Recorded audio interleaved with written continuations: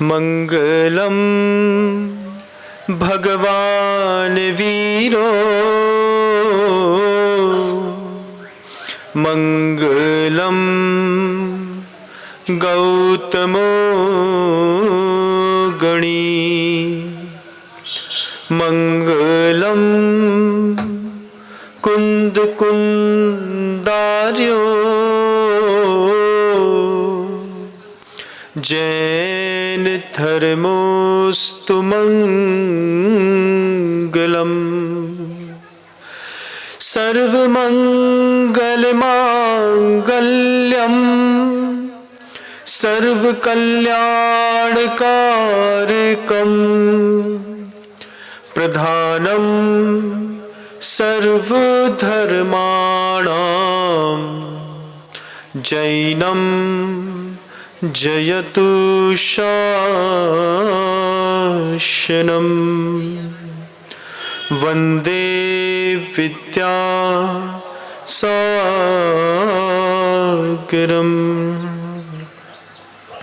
अहिंसा परमो धर्म की परम पूज्य आचार्य भगवंत गुरुदेव श्री विद्यासागर जी महाराज की, वर्तमान आचार्य परमेष्ठी गुरुदेव श्री समय सागर जी महाराज की, समस्त मुनि संघ की।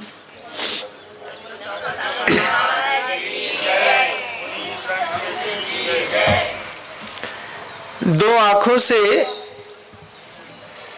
जितना दिखाई दे सकता है वो तो आप अपनी आंखों से देख लेते होंगे। नहीं समझ में आता होगा तो दो आंख वाले से दो आंख वाले अपनी बात करके अपना जीवन बहुत अच्छे तरीके से गुजार लेते हैं। लेकिन अभी आप देख रहे हैं कुंभ में 25 करोड़ से ज़्यादा लोग इलाहाबाद में नहा रहे हैं। ये लोग दो आंखों के आकर्षण से ऊपर उठ करके तीसरी आंख वाले के आकर्षण से आकर्षित होकर के वहां पहुंचे हैं। किसी भी धर्म का अनुयायी हो वो अपने अपने धर्मायतनों में जब पहुंचता है तो उसको दो आंख का आकर्षण नहीं रहता। वो कुछ अजूबा देखना, सुनना, समझना चाहता है जो दो आंख वालों को दिखाई, सुनाई और समझ में नहीं आता। जैन मंदिर आते हैं तो जैन मंदिर में भी मंदिर आने वाले लोग, आपने जब प्रवचन चालू किया, ये प्रवचन चालू करने का आकर्षण भी तीसरी आंख का है। फिर आप महाशिव के मंदिर में जाकर के वहां पर कोई काम करें, पूजा करें, बेलपत्र चढ़ाएं, मंदिर में आकर के आप चावल चढ़ाएं, अर्घ चढ़ाएं, आप कुंभ में जाकर के गंगा नहाएं। तीसरी आंख का आकर्षण आपको धर्मायतनों तक लेकर के आता है। आप कुछ ऐसा जानना, सुनना, समझना चाहते हैं जो कोई इंसान किसी इंसान को समझा नहीं सकता। तो फिर सर्वज्ञ की शब्दों को, भाषा को सुनने के लिए किसी संत का सहारा लेते हैं हम। चाहे फिर वो दिगंबर साधु हो, नागा बाबा हो, कोई पादरी हो, कोई मौलवी हो, मौलाना हो, कोई याज्ञिक कर्म करने वाला कर्मकांडी हो, कोई पुरोहित हो। किसी भी मत में जब हम किसी ऊंचे व्यक्तित्व के पास पहुंचते हैं, उससे ये अपेक्षा नहीं रहती है कि तुम हमें ये वो चीज समझाओ जो हम जानते हैं, वो चीज दिखाओ जो हम नहीं जानते। सूक्ष्म तत्व की कोई खोज की इच्छा रहती है तो हर धर्म का व्यक्ति अपने अपने मंदिर जाता है। अब देखिए ना, कल महाशिवरात्रि आने वाली है। आप पूरे दुनिया में जाकर के देखिएगा, महाशिव के जितने भी भक्त हैं उनके दिमाग में बस एक ही चल रहा है, कल अगर घुटी हुई भांग हमने नहीं पी तो हमारी महाशिवरात्रि व्यर्थ है। जितने भी शासकीय भांग की दुकानें होंगी, इनमें आज लाइट लगा दी गई है। भांग की दुकानों में लाइट लगा दी है। भांग घोट करके पिलाने वाले जो पंडित जी की भांग की दुकान किसी भी शहर में कोई भी फेमस होगी, उन्होंने बढ़िया अपनी दुकान के सामने बेहतरीन डेकोरेशन कर लिया होगा। उन्होंने भी 10-15 किलो भांग खरीद करके रखी होगी, दूध बुला लिया होगा, बादाम, केसर, पिस्ता, मसाले, उसके बाद फिर भांग की मिठाई। अभी आने वाली है होली, है ना, होली में क्या करते हैं, भांग की बर्फी, हरी वाली बर्फी नहीं खाई तो जीवन व्यर्थ है। फिर एक वो गोली आती है सनन, उसको भी मिला करके बढ़िया उसी में घोंट करके पी गए। महाशिवरात्रि मनाने का अर्थ दुनिया ने कितना बदल लिया है ना। अब भांग नहीं पी, गांजा नहीं पिया, सुट्टा नहीं लगाया, दम मारो दम नहीं किया, रात में बेहतरीन तरीके से जुआ नहीं खेला, तो काय के त्योहार, काय की महाशिवरात्रि, काय की महाशिवरात्रि भैया, महाशिव की भोग है, महाशिव का भोग दिखता है, महाशिव का योग भी देख लो। ये महाशिवरात्रि भांग का घोटा लगाने के लिए नहीं मिली है, ध्यान रखिएगा। ये महाशिवरात्रि मिली है, शिव का शब्द का अर्थ देखिएगा ग्रंथों में, ऋग्वेद कहता है शिवः परम कल्याण रूप। जो परम कल्याण का स्वरूप है उसको शिव कहते हैं। उस शिव का भी और ऊंचा स्तर होगा, तब लिखा है कि महाशिव है। मतलब शिव के भी कई भेद हैं। सामान्य व्यक्ति किसी का भला कर दे तो भला करने वाला जिसका भला करता है उसको तो दया की दृष्टि से देखता है, लेकिन जिसका भला हुआ है वो भला करने वाले को भगवान की दृष्टि से देखता है। परम कल्याण के रूप में आप मिले, गुरु मिल गए, हमारे शिव वो ही हैं, उनको गुरु मिल गए, उनके शिव वो हैं। ऐसे कई शिव हैं इस दुनिया में, लेकिन कल तो महाशिवरात्रि है। महाशिव की आराधना करने वाले लोग पहले शिव शब्द को समझे। शिव परम कल्याण रूप है, जो परम कल्याण का रूप है। फिर शिव की पूरी प्रतिमा का एक अप्रतिम दर्शन करके देखिएगा। आप जिस भी मत में शिव को मानते हैं, मान लीजिए शिव को मानने वाले त्रिशूल लेकर के, बागांबर पहन करके, मस्तक पर चंद्रमा है, गंगा की धारा बह रही है, नीचे राक्षस का वध है, हो रहा है, साथ ही साथ आपको दिखाई दे रहा है नंदी के साथ आपको दिखाई दे रहा है वहां पर बागांबर, वहां पर बभूत। ये सब चीजें बड़े ऊंचे स्तर की है, बहुत ऊंचे स्तर की है। जब तुम्हारे पैर के पास नंदी खड़ा है, तुम उसकी सवारी कर रहे हो, इसका यह मतलब है कि तुमको उसकी रक्षा करनी है। छोटी सी भी गाड़ी होती है, उस गाड़ी को चलने से पहले झाड़ लेते हो। शिव महाशिवरात्रि के दिन महाशिव के भक्तों का एक संकल्प होगा कि इस पूरी दुनिया में नंदी को कटने नहीं देंगे, नंदी की रक्षा करेंगे, तब जाकर के महाशिवरात्रि मनाने का आनंद है। भांग पी करके महाशिवरात्रि नहीं मनाई जाती। जो दिमाग में भांग पड़ी है लोगों के, उस भांग को हटाने वाले महाशिव बनने की कोशिश करिएगा। दुनिया भर के लोग महाशिव के नाम पर चंदा मांगने निकलेंगे, उनका शिव से कोई लेना देना नहीं है। जो लोग शिव के नाम पर चंदा मांगने आपके घर के सामने खड़े हैं, ये अभी बाहर जाकर के सुट्टा मारेंगे तुम्हारे पैसे से। ये लोगों को पैसा देने की जरूरत नहीं है। महाशिवरात्रि के दिन पूरी दुनिया की जितनी गौशालाएं हैं, उन गौशालाओं में चारा खिला करके, गौवंश की पूजा करके, नंदी की पूजा करके महाशिवरात्रि मनाई जाती है। कितने उच्च आदर्श रहे होंगे महाशिव के। वैदिक संप्रदाय में भी देखिएगा कि उन्होंने अपनी जटाओं से गंगा निकाली, कुछ और भी निकाल सकते थे, लेकिन गंगा ही निकाली। गंगा निकालने का एक उद्देश्य था कि महाशिव के भक्त जल संरक्षण के प्रति जागरूक रहेंगे। सामने देखने वाले बागांबर पहनने का मतलब यह नहीं है कि तुम बाघ की खाल पहन लो। अगर तुमने बाघ की खाल पहन ली तो तुमको जंगल में भी रहना पड़ेगा, ध्यान रखना। बाघांबरधारी अगर महाशिव को हम मानते हैं तो वो महाशिव की भाषा है कि तुम्हें वन्य प्राणियों की भी रक्षा करनी है। एक संकेत है, करोड़ों साल पहले महाशिव इस धरती पर थे।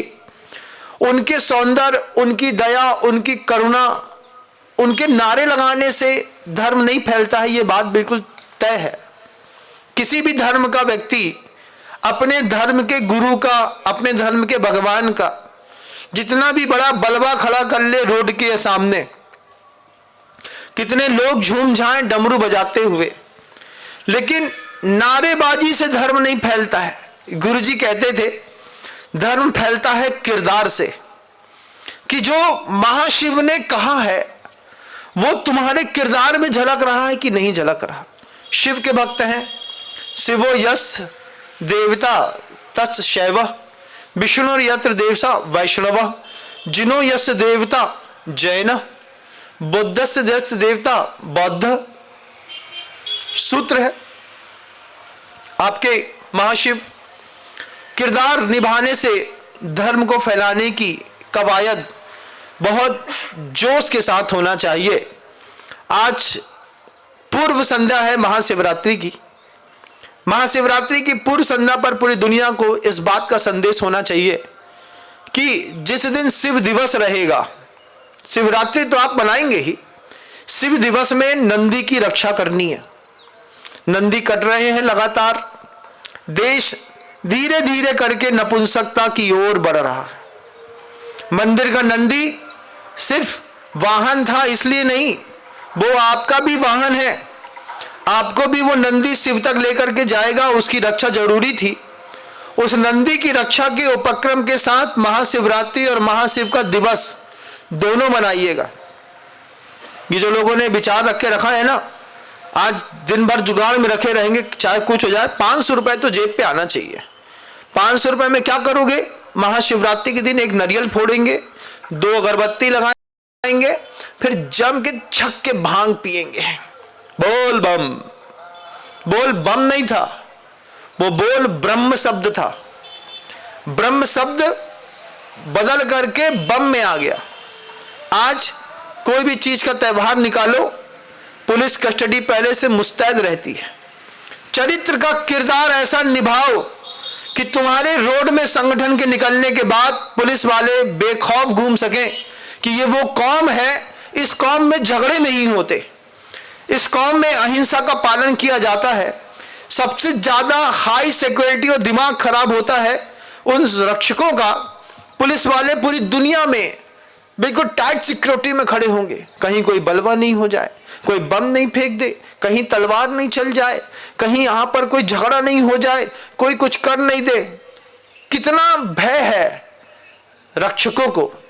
परित्राणाय साधुनाम जिनका सूत्र है, वे इस बात में खौफ जता है कि कोई भी त्यौहार होता है पुलिस वालों की सामत आ जाती है। ऐसी कौम का निर्माण करो कि तुम्हारे जुलूस में पुलिस वाले चले, लेकिन बेखौफ होकर के कि ये वो कौम है जिस कौम में झगड़े नहीं होते, बलबे नहीं होते, वाद विवाद नहीं होता, ये कौम के लोग दारू नहीं पीते, ये कौम के लोग भांग नहीं पीते। तब जाकर के महाशिव के भक्त होने का एक अलग ही मजा होगा। लेकिन भांग पी करके रोड में हम त्रिशूल चमकाएं और किसी को निकलते हुए को ठूंस दें, तो ये तो बात गलत है। वो महाशिव का त्रिशूल हाथ में एक बात की हमेशा घोषणा करता रहा कि दुनिया में 3 सूल हैं।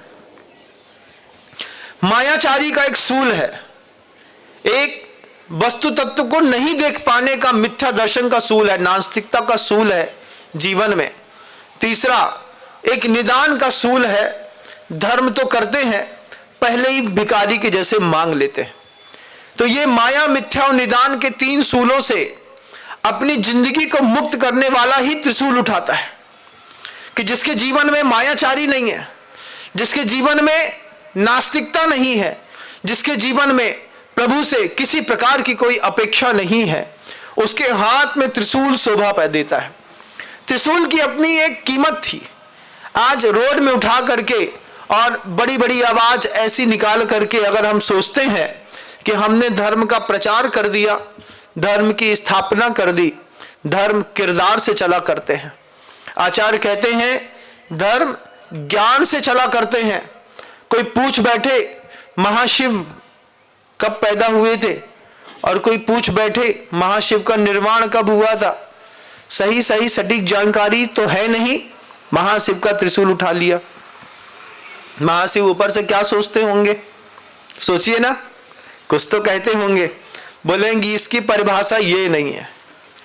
धम्मो दया विशुद्धो सूत्र है महाशिव का। ऋग्वेद में उठा करके देखिए, महासूत्र है धम्मो दया विशुद्धो। वो धर्म है जो दया से रचा पचा हुआ है। महाशिव क्यों कहलाए थे बताओ? याद है ना वो कहानी, जब समुद्र का मंथन हो रहा था, सुर और असुर दोनों आमने सामने खड़े हो गए थे।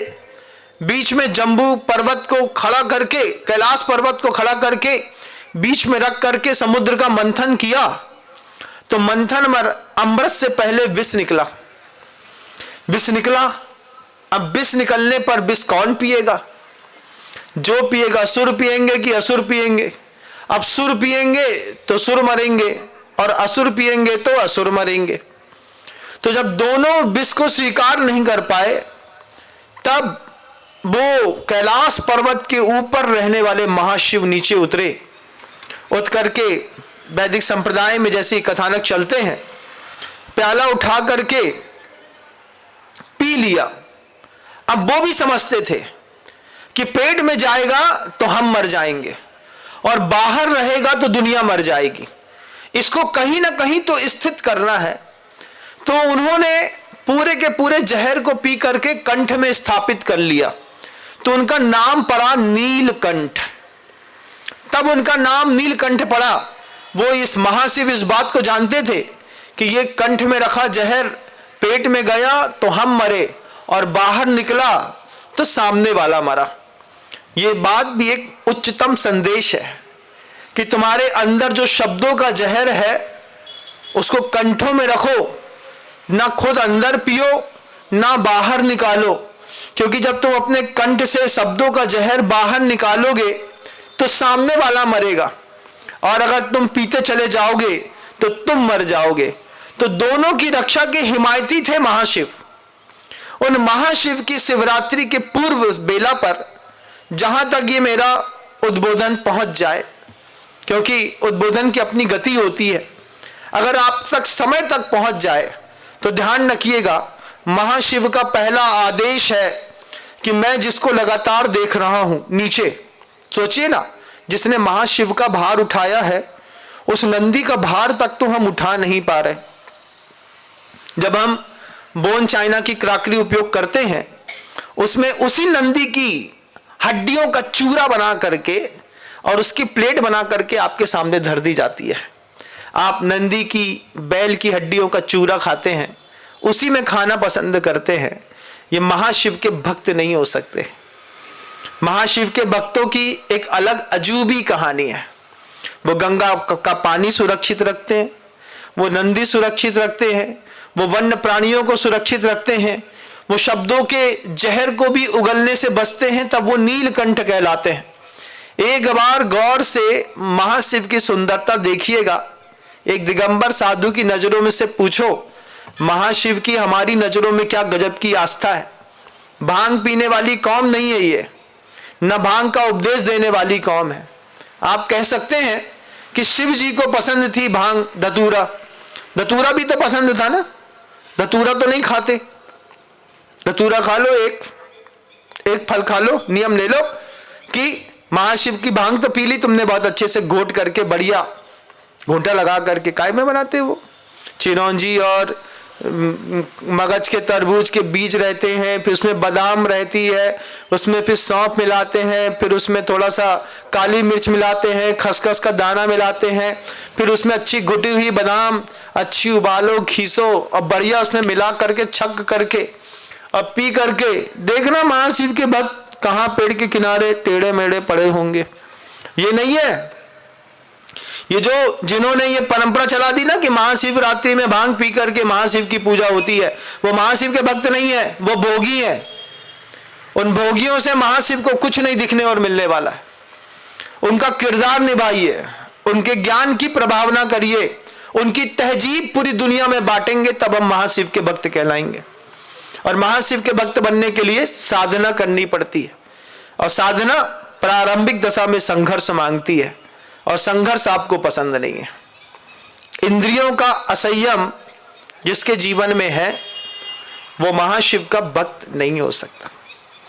महाशिवरात्रि से पूर्व में अगर आपकी भी ये धारणा है कि हम एक बर्फी खाएंगे, बर्फी खाने से पहले बिल्कुल जितनी पतली तुम मूली बनाते होगे ना, मूली से पतला क्या बनाते हैं आप लोग? आलू का चिप्स है ना, केले और आलू का जो चिप्स बनाते हैं ना, एक धतूरा ले आना पहले घर के अंदर, धतूरा ला करके उसकी एक चिप्स बनाना, कम से कम एक चिप्स तो खाओ धतूरा की, फिर पता चले कि महाशिव को क्यों पसंद है। वो महाशिव को धतूरा पसंद का एक ही उद्देश्य था कि वैदिक पुरुष के हाथ में आया हुआ जहर से भी अमृत बनाने की कला जानते थे महाशिव।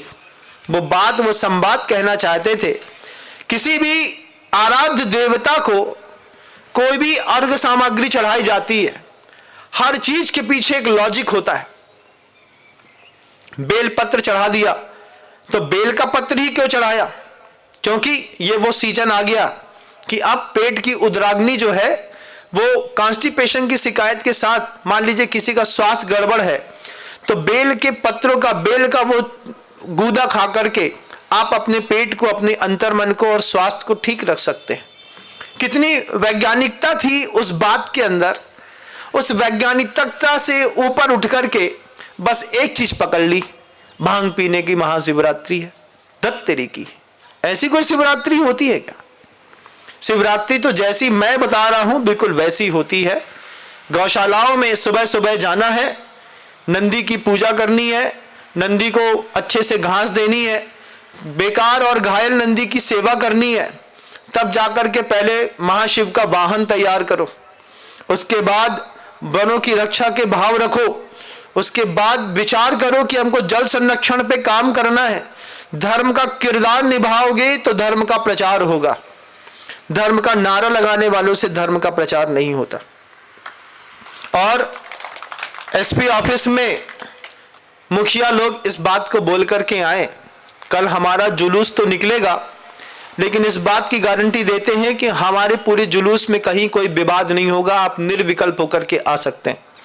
घातक तलवारबाजी दिखाने से अगर हम ये सोचते हैं कि महाशिव प्रसन्न होते हैं, तो निश्चित रूप से षडंग को पढ़ने के बाद जब मुझे ये बात समझ में आई है कि परित्राणाय साधु नाम, अबल व्यक्ति की, जो दुर्बल है, निर्बल है, उसकी रक्षा के लिए शस्त्र उठाए हैं, ना कि किसी को चमकाने के लिए कि जो अच्छे दमदार लोग हैं उसी के बीच में जाकर के हम भी कर लेंगे।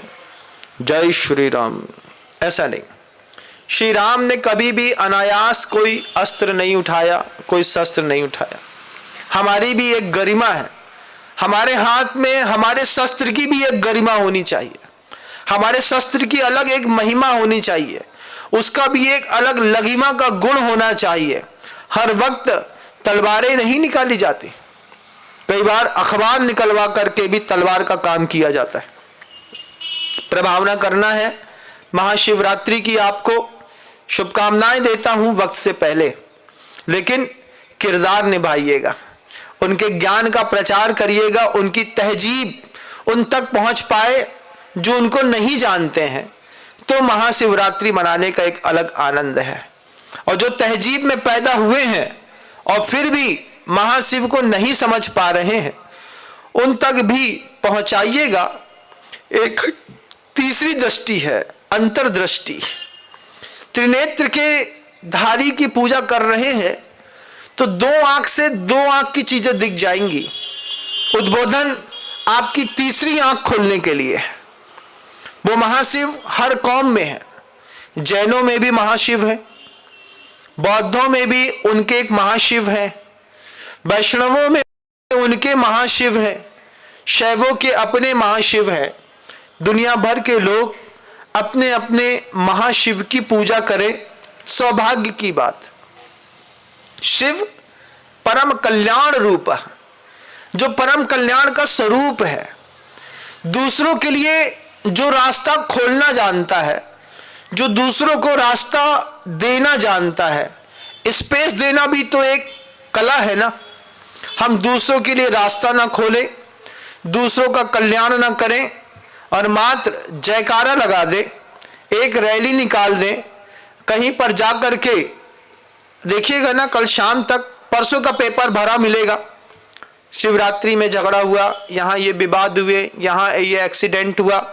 इन सब चीज़ों के पीछे कोई ऊंची सोच की सिक्योरिटी खुद इंप्लीमेंट करके देखें। इस स्पॉट पर ऐसा हो सकता है, इसमें यहाँ पर हम ऐसी व्यवस्था कर देते। कभी विचार करें, मान लीजिए भांग की दुकान या भांग की गोटे वाली दुकान के बगल में किसी ने ज़्यादा पी ली तो काय से उतरेगी? बताओ, भांग काय से उतरती है? उतरने का और चढ़ने का अपना अपना एक खेल है। भांग मांगे भूखड़ा, गांजा मांगे घी और दारू मांगे जूता, तो काय खिलाने पी। ऐसी हमारे यहाँ कहावत चलती थी, भांग ज्यादा पी लोगे ना तो भांग मांगे भूखड़ा।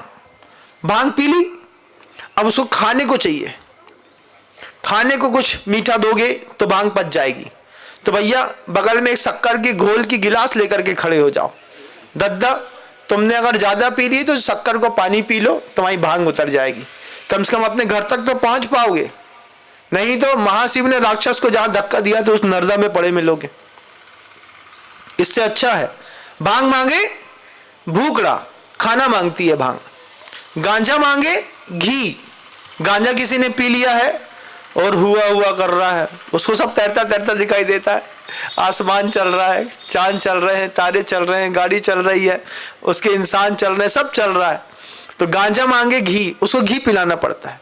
और दारू मांगे जूता, तो काय खिलाने पी।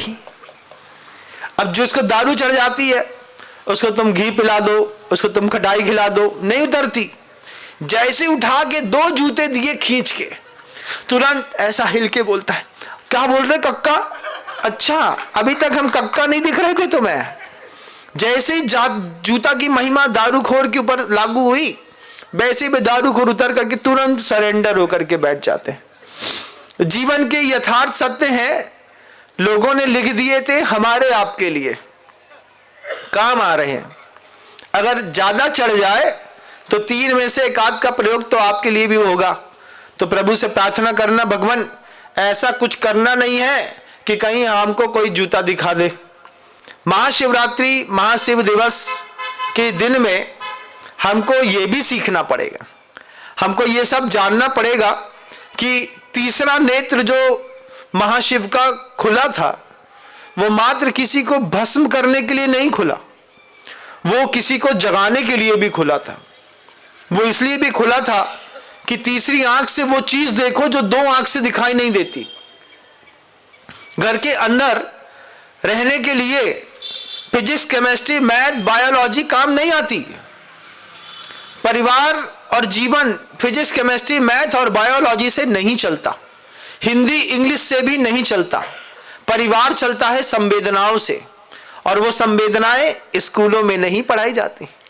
वो संवेदनाओं के पाठ मिलते हैं ग्रंथों में, संतों में, भगवंतों में, देव शास्त्र और गुरु में। बताओ किसी का घर अगर फिजिक्स की, केमिस्ट्री से और मैथ से चल गया हो तो उससे तुम पैसा कमा सकते हो, पैसे से तुम सुविधा इकट्ठी कर सकते हो, लेकिन सुविधा से सुख मिलेगा ये जरूरी नहीं। जिनके घरों में सुविधा संपन्न लोग रहते हैं, मैंने पहली बार जब देखा था नेपाल के राजा का वो सुना था मैंने कि घर के अंदर उन्होंने बंदूक से सारे लोगों को मार दिया। तो मैं बार बार सोच रहा था, किस बात की कमी थी तुम्हारे पास? क्या तुम्हें नहीं मिल रहा था कि तुम्हें घर वालों में बंदूक उठानी पड़ी? क्या नहीं मिल रहा था उसको? सब मिल रहा होगा। अहंकार चरम पर है, जीवन इसको डाउन करने पर चलता है। Every all great man down to the earth. जितना बड़ा आदमी है उतना झुका हुआ मिलेगा, सात्विक मिलेगा, सरल मिलेगा, विनम्र मिलेगा। क्यों? क्योंकि ग्रेट मैन है। तो महाशिवरात्रि के दिन वो संवेदनशीलता, वो सुख देने की कला, साथ ही साथ अहंकार से नीचे उतर करके अपने आप को सरल बनाने की कला। हमेशा एक ही रोल देखा होगा कि दिखाया है, महाशिव वैसे तो शांत बैठे रहते हैं, लेकिन गुस्सा आता है तो भयंकर वाला आता है। जिनको गुस्सा आता है वो महाशिव के भक्त तो हो सकते हैं, लेकिन महाशिव नहीं हो सकते। महाशिव के भक्त को गुस्सा आ सकता है, ये बात तो मैं मानता हूं। जो महाशिव है, जैन शासन का जो महाशिव है, उनकी एक अलग खूबी है। जैन शासन के जो महाशिव है, उनके 18 ऐसे सद्गुण हैं जिनको जैन लोग महाशिव समझ करके पूजते हैं। क्या है? जैन शासन के महाशिव को क्षुधा नहीं लगती। क्षुत पिपासा जरा तंक जन्मांतक भयस्मया न रागत द्वेष मोहाश्च यस आपतः प्रकीर्तते। ये उद्घोषणा है आचार्य समंत्रबद्ध गुरुदेव की। वो कहते हैं जो जैनों का महाशिव रहेगा उसको क्षुधा नहीं लगेगी, भूख नहीं लगेगी, वो खाएगा नहीं, पिएगा नहीं। क्यों? क्योंकि खाना पीना जो दोष है ये सामान्य मनुष्यों में देखे जाते हैं, लेकिन जो महाशिव होते हैं वो क्षुध पिपासा जरा तंक, वो कभी बूढ़े नहीं होते, उनको कभी कोई रोग नहीं होता, उनका जन्म नहीं होता, उनकी मृत्यु नहीं होती, उनको किसी भी प्रकार का विस्मय नहीं होता, किसी भी प्रकार का उनको खेद नहीं होता, उनको किसी भी प्रकार का राग नहीं होता। महाशिव द्वेष नहीं करते, महाशिव मोह नहीं करते। चिंता, रति, अरति, शोक, भय, जुगुप्सा, इनसे जो मुक्त है वो जैन शासन में महाशिव है। और उन महाशिव के चरणों में हम बारंबार नमस्कार करते हैं, जिनको क्षुधा तशा क्षुत पिपासा जरा तंक जन्मांतक भयस्मया न रागत द्वेष मोहाश्च यस आपतः प्रकीर्तते। पूजा करी है हमने उनकी, दिल से चाहा है, उनके जैसा किरदार निभाया है, उनके ज्ञान की प्रभावना करी है। आप भी करिएगा। आपके हाथ से जो प्रभावना होती है वो कभी साधु के हाथ से प्रभावना नहीं होती। तुम अपने भगवान को, अपने गुरु को मानते हो तो उनकी प्रभावना करो। कैसे करें? आप किसी भी धर्म के अनुयायी हैं, आप किसी से भी जब भी संवाद करते हैं, तुम कसम खाओ कि हर संवाद में मैं अपने भगवान की 30 सेकंड तक प्रभावना करूंगा। तुम कसम खाओ कि हर संवाद में मैं अपने गुरु की 30 सेकंड तक प्रभावना करूंगा। 1 मिनट किसी से भी संवाद में मेरा गुरु और मेरा भगवान जरूर आएगा। ये दुनिया और खूबसूरत होती चली जाएगी। दुनिया भर की बातें करते लेकिन अपने गुरु और भगवान की बात किसी से नहीं करते। धर्म ऐसे फैलता है। जब आप कभी देखिएगा, वो क्रिश्चियंस होते हैं, सब कुछ गॉड का दिया हुआ है, Jesus God bless you my son, ऐसा बोल करके वो आपको एक बार तो गॉड का आशीर्वाद दे ही देते। आपने कभी कहा कि जिनेंद्र प्रभु की मेरे परिवार पर बहुत कृपा बरस रही है, गुरुदेव श्री विद्यासागर जी महाराज श्री जी की कृपा हमारे पूरे परिवार पर है, हमारी नजर गुरुदेव पर है और गुरुदेव की नजर हम पर है, इसलिए हम लोग इतना फल रहे हैं, फूल रहे हैं। लोगों को बोलो 1 मिनट, बस 5 मिनट, 7 मिनट, 8 मिनट, 10 मिनट बात करते हो, 1 मिनट तो निकालो। अपने पियोंसे से भी बात करो ना, तो 1 मिनट कम से कम अपने भगवान की बात करो। उससे तुम्हारा प्यार बढ़ेगा, उससे उसको सामने वाले को लगेगा कि ये जब भी बात करती है एक न एक बार अपने गुरु की बात जरूर करती है। उसकी नजरों में तुम्हारे प्रति श्रद्धा बढ़ेगी। कोर्ट में भी बात करो, ट्रेन में बात करो, बस में बात करो, ऑफिस में बात करो, किसी को बिल लो और काटो और दो, उस पर भी बोलो तेरे ऊपर भी तेरे गुरु की बहुत कृपा है, हमारे ऊपर भी हमारे गुरु की बहुत कृपा है। कौन है आपके गुरु? जब वो पूछेगा, बोलोगे तो पूछेगा ना कोई, तो 1 मिनट का संवाद तो होगा। बस 1 मिनट का संवाद आपके गुरु की, आपके भगवान की, आपके धर्म की 10 गुनी चहु दिशाओं में प्रभावना करेगा। ऐसा कुछ करें तो महाशिव दिवस और महाशिवरात्रि बड़ी गजब की निकलेगी, आपकी भी और हमारी भी। हम रास्ते दिखाने वाले लोग हैं, हमको ऊपर से ऐसा आदेश मिला और उस कर्तव्य का भान मिला कि संत बना है तो वो किसी समाज से बंध करके नहीं बना है।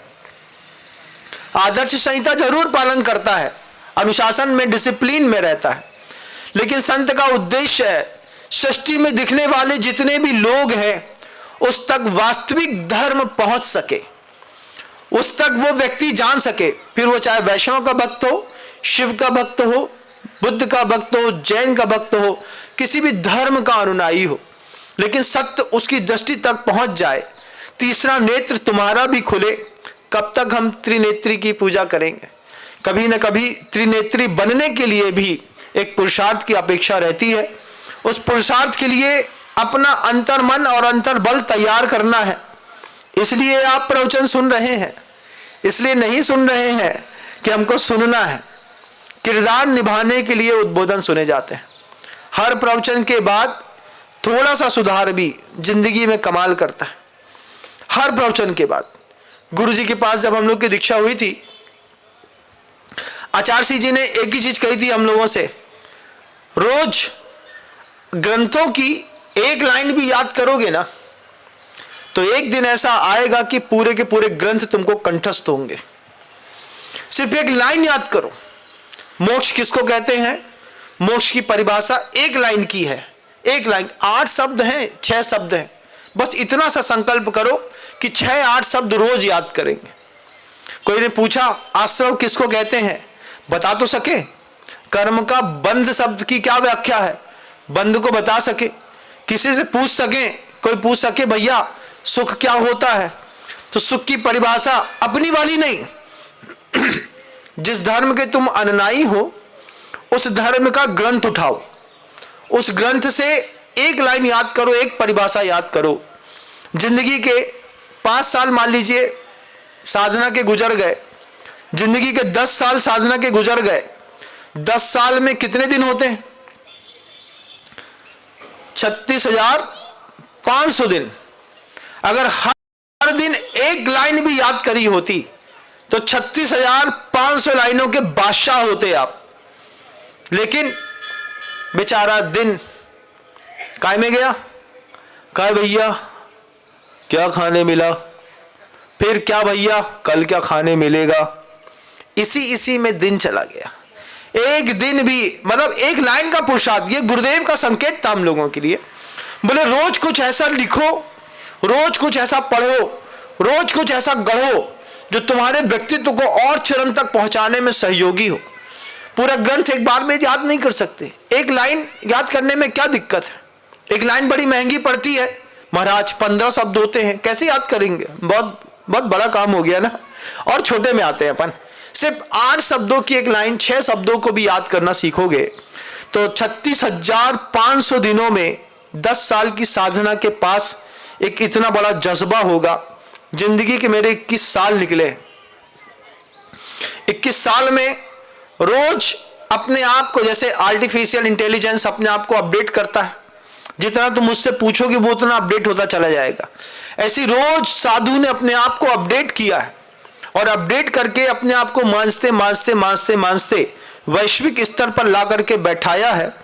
उसकी संपत्ति कोई चुरा नहीं सकता, मेरा ज्ञान तुम ले नहीं सकते, क्योंकि साधना ज्ञान की हो या शरीर की, शुरुआती दौर पर संघर्ष मांगती है। ज्ञान की पहली स्थिति, साधना की पहली स्थिति संघर्षमय होती है। अब संघर्ष किसका किसके साथ? खुद के साथ। बच्चों का भी संघर्ष, ज्ञान में पिपासु जो बच्चे होते हैं स्कूलों में जाते हैं, उनका भी संघर्ष खुद के साथ है। बैठते हैं पढ़ने और देखते हैं रील्स, क्या है? खुद का संघर्ष खुद के साथ। बस 1 मिनट की वो भावना बलवती हो जाए। शुरुआती दौर पर साधना संघर्ष मांगती है, मध्यम समय पर साधना समता मांगती है। एक समय आता है लोग आपको पढ़ते पढ़ते पढ़ते जे पढ़ंतरु हैं, इन्हें कछु मतलब नहीं है संसार से, जे पढ़ रहे हैं, जब ऐसा कोई अपमान कर जाए ज्ञानी का तो ज्ञानी क्या करता है? समता में रहो भैया, अपन को नहीं झगड़ना, जान दो, हाँ तुम निकलो तुम है, तुम तो ऐसे ही हो भैया। ज्ञानी क्या करता है? निकलो। जब कभी भी ज्ञानी और अज्ञानी में झगड़ा होता है तो बताओ कौन जीतता है? एक मूर्ख में और समझदार में झगड़ा होगा तो कौन जीतेगा? बोलो ना, ज्ञानी जीतेगा? नहीं, मूर्ख और समझदार में जब भी झगड़ा हुआ, ज्ञानी और अज्ञानी में जब भी झगड़ा हुआ, हमेशा अज्ञानी की विजय हुई। क्यों? महाराज ज्ञानी था, ज्ञानी को जीतना चाहिए था। ज्ञानी आज तक नहीं जीते पूरी दुनिया में, अज्ञानी हमेशा जीतता रहा। क्योंकि जब कभी भी झगड़ा होता है तो झगड़ा कसाई के बीच में होता है, और ज्ञानी की कसाई कमजोर होती है, अज्ञानी की चरम पर होती है, तो ज्ञानी जल्दी सरेंडर करता है। हम तुमसे नहीं लड़ सके भैया, तुम जाओ, इधर से जाओ। ये कौन बोल रहा है? अज्ञानी। ज्ञानी बोलता है, क्योंकि ज्ञानी की कसाई कमजोर है। तो ये जो साधना है, ये शुरुआत में संघर्ष मांगती है, बाद में समता मांगती है, और लास्ट में इसी साधना के परिणाम समाधि में निकलता है। यो चिंत निज में थिर भये, जो अकथ यो आनंद कहो, सो इंद्र नाग नरेंद्र व अहमिंद्र के नाही कहो। ये जो इस शब्द तक पहुंचा हुआ व्यक्ति है, वो क्या पहले दिन पहुंच गया? दीक्षा लेते साथ ही पहुंच गया? सो इंद्र नाग नरेंद्र व अहमिंद्र के नाही करो। महाराज आप साधु बन गए, आपने दीक्षा ले ली, आपको तो आनंद आता होगा। साधु साधना के मार्ग पर उतरता है, शुरुआती साल संघर्ष के गुजरते हैं, फिर बाद में समता के गुजरते हैं। तुमने अच्छा करा तो अच्छी बात, और अच्छा नहीं किया तो भी अच्छी बात। भैया हम संसार के कर्ता नहीं है, इस बात को समझने के लिए 20 साल लग गया। तुम सोचते हो दीक्षा लेते साथ ही समझ ले, इतनी जल्दी मुकाम हासिल नहीं होते। मुकाम को पाने के लिए काम करना पड़ता है, और काम की जो शुरुआत है वो शुरुआत में संघर्ष से, फिर बीच में समता से, अंत में समाधि से। गुरुवर का वो पवित्रतम जीवन देखिए ना, जब दुनिया उनकी चिंता कर रही थी, वो शांत बैठ करके आंख बंद करके, यो चिंत निज में थिर भये, जो अखत यो आनंद लयो, सो इंद्र नाग नरेंद्र व अहमिंद्र के नाही कहो। उस चरम तक पहुंचने के लिए उन महापुरुषों ने अपने जीवन के 50-55 साल दिए। हम सोचते हैं कि गुरुवर के जैसी समाधि हमारी हो जाएगी। उनकी अंतिम समय का चेहरा देखिए ना, पीला, शांत, निर्मल, आंख बंद, मुस्कुराता हुआ चेहरा, उठा हुआ एक गौरवयुक्त माथा, शरीर का क्रशपना, बिल्कुल चमड़ी हड्डियों से चिपक गई। वो ऐसे ही नहीं चिपक गई, उसको चिपकाया गुरु ने।